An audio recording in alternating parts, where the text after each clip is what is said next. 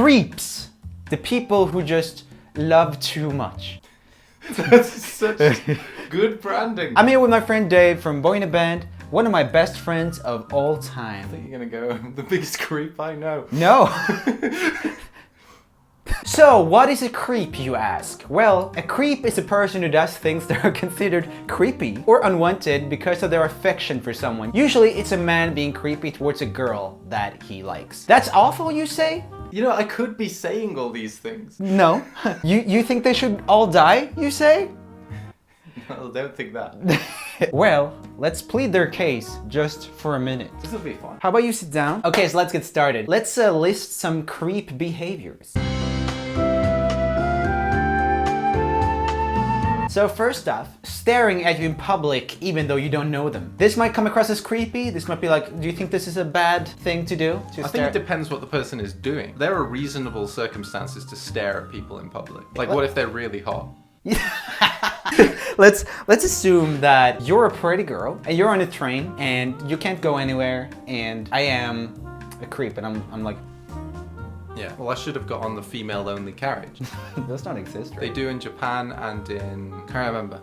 Thanks for that. But first off, how do you know that he's even looking at you? Yeah, you have to be looking at him. Yeah, first off, you have to be looking at him. And secondly, this guy might just be blind. Have you thought about that? You may be ableist by thinking that he is looking at you. How could you assume that this guy has vision, right? I thought the assumption in this circumstance was defending creeps, not defending people who kind of look like they might be creeps. Yeah, but I'm just saying that I'm defending the people who I mean, it's a mix. It's a mixed bag. To me, this feels like you're trying to just move out the way of the argument a little bit. Anyway, if you're angry about someone staring at you in public and you don't know that they're actually staring, then you're an ableist, right? I think we can all agree with that. Yeah. Okay, good. That's the least appropriate button for this particular I know, I'm not gonna topic. use it. Okay, so another creepy behavior is to stand unnecessarily close to someone, like in a line at the grocery store. But have you thought about this? Maybe the creep is just avoiding another creep. So he has someone standing really close to him, so he's actually moving away. So you're assuming that he's a creep, but he's actually avoiding another creep that's really close to him. I like this logic. There's just like creeps all the way down.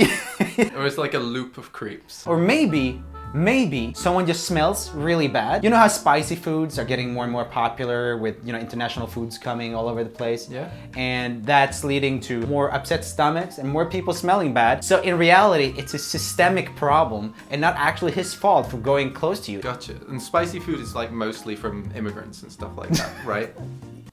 Correct. So what you're saying...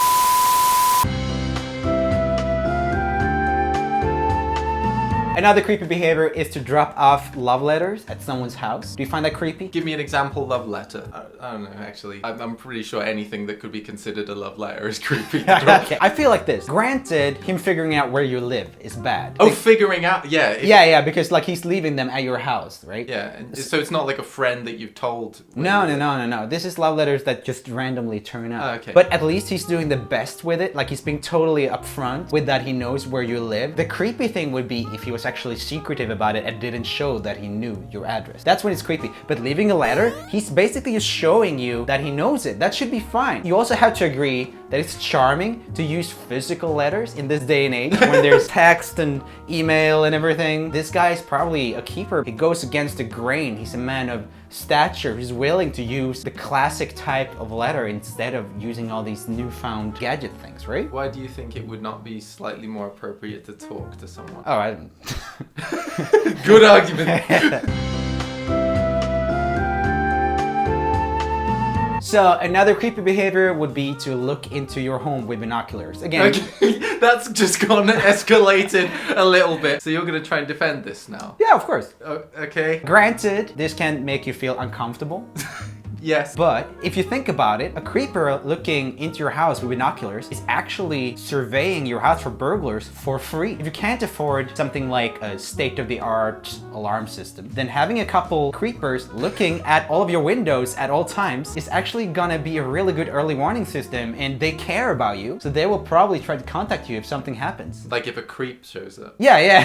If a creep shows up, and like they're surveying the windows, which is the most common ways to get into a house. So really what you need, rather than just having one creep, you need to have like a small army of creeps. There's like a critical mass of creeps that you need to watch out for the other creeps in case they get too creepy. That seems fair. Yeah, that's very...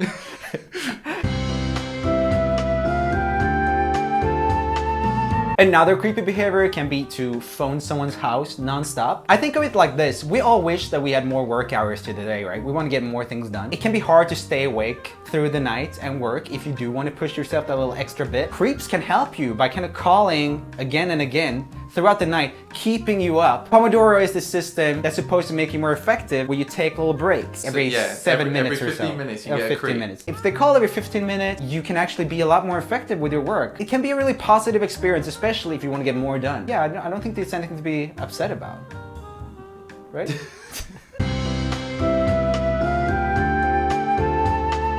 Okay, so next creepy behavior is climbing into your window and watching you sleep. I thought we'd already offset this creepy behavior with other creeps. Oh yeah, but he succeeded somehow. I don't know why. But yeah, do you find this a creepy behavior to climb into someone's house? And... Yes. I can see that, but... I can see that. If you think about it like this is probably just one of the binocular boys checking the security of the windows. He found a security flaw. He found that you could get through the window. So now he's inside your house checking for burglars. They may be tiny burglars hiding in places like armpits, in noses, maybe in mouths, I don't know. Like, you don't know that there's not tiny burglars. Like, yeah, they're not, I haven't seen any, like they're not common, but you don't know. So I think it's good. And the best way to make the burglars, the tiny burglars, expose themselves is to wait them out and watch for them. So watching, you know, the nostrils, so they don't hide. I don't think I'm with you on this.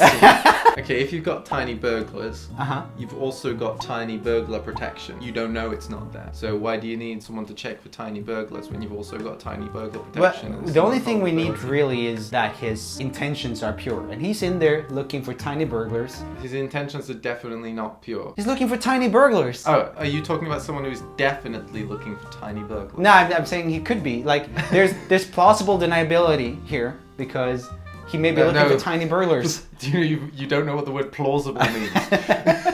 Yeah, let's move on. That was a solid argument. Continue. I thought we would have a look at some real-life examples of some creeps.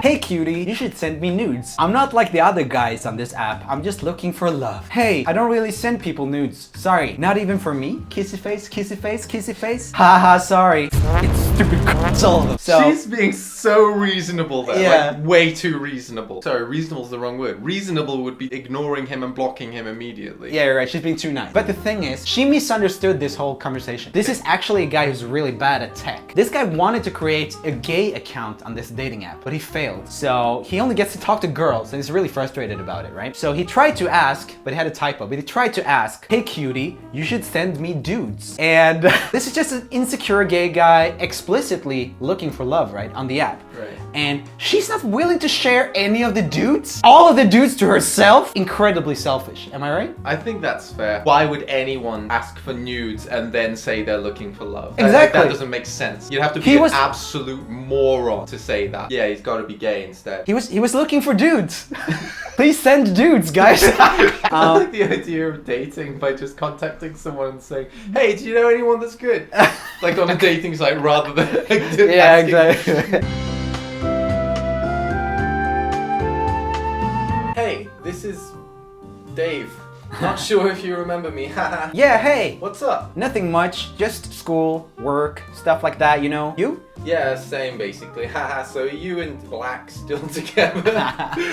Yeah, we are. Oh. Question mark? Not sure why you text me back when you knew you still had a boyfriend. seems kind of like behavior, you know. I was just making conversation. Didn't want to be rude and ignore you. So instead you were a and led me on. Okay, lol. I hope he sees these and breaks up with you honestly. It's what you deserve. I'm just looking out for a bro. And he doesn't deserve a girl who acts like this. Leading other guys on for the thrill of it like a... I said 16 words to you, but go off, I guess. So, let's talk about this. You're gonna defend this fella. Yeah, obviously this guy was born into a sect.